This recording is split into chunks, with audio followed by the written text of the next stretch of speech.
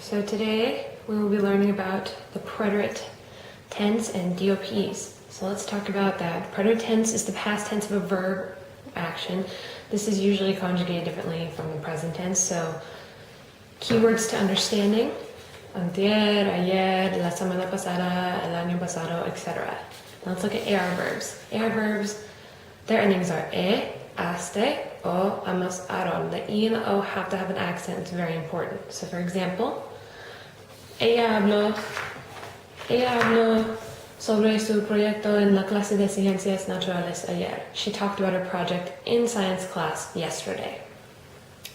Let's move on to the ER verbs and the IR verbs. So these are ise, io, imos, ieron. Again, the I and the O must have accents, very important. Now, for example, let's use correr. Mi amigos y yo corrimos después escuela al supermercado para comprar la comida. My friends and I ran after school to the supermarket to buy food. Now, escribir, for example, yo escribí en mi libro para que yo pueda devolver los libros a la biblioteca. I wrote in my notebook to return my books to the library. Now let's look at irregular preterite verbs. So there's car, gar, and zar verbs. So car verbs must be changed the C to a QU. Gar verbs change the G to a GU, and the zar verbs are changing the Z to a C. So for example, buscar. This is to look for. Yo busqué mis cartas en el buzón. So that's the yo form, but it's spelled B-U-S-Q-U-E apostrophe accent. The E must still have an accent. It's conjugated in the preterite. So this is how I looked for my mail in the mailbox. Next form. Yo pagué el camarero en el restaurante después del almuerzo. I paid the waiter in the restaurant after lunch.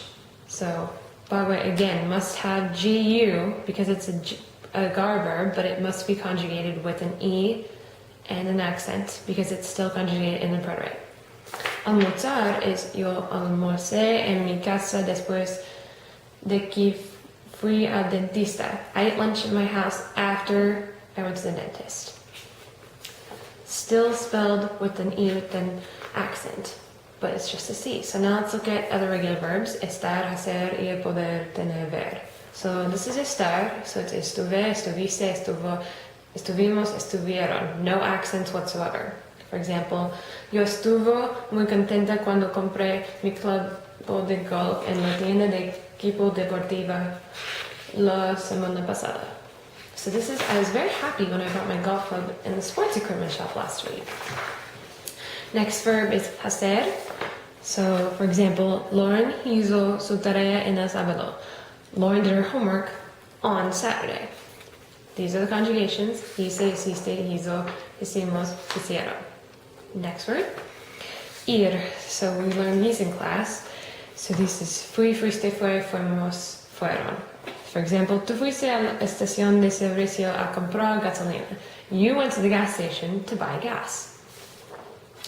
The next verb, poder. This is pude, pudiste, pudo, pudimos, pudieron. So for example, we would use this to talk about someone doing an action. This is to be able to. Sarah y Hannah pudieron escribir muchas páginas en la biblioteca. Sarah and Hannah were able to write many pages in the library. Now, tener, it looks like estar when conjugated in the preterite, but they're very different verbs. So this is what they look like: tuve, tuviste, tuvo, tuvimos, tuvieron. For example, yo tuve la medicina para usted de la farmacia. I have medicine for you from the pharmacy. The last verb, ver. So, for example, Jack vio Skyfall en el teatro hace 2 años. Jack saw Skyfall in the theater 2 years ago. Those are the conjugations. Now let's look at DOPs. DOPs can be used to take place of a noun. These are articles. Now they are used to avoid repetition and function as the noun, just so we can make sentences interesting. So you can use it before a conjugated verb, as seen here. So, for example, la tengo en el consultorio médico. I have it in the doctor's office. The previous sentence says, tengo la pluma en el consultorio médico. Now we replace la pluma with la, because that is the appropriate gender and number agreement. So this is attached to an infinitive, the other way to do it. For example, no puede lavarlo. The previous sentence says, no puede lavar un vestido. It is still working with the gender and number agreement. So, no puede lavarlo, I could not wash it. And this is the preterite tense and DOP lesson. Thank you for watching.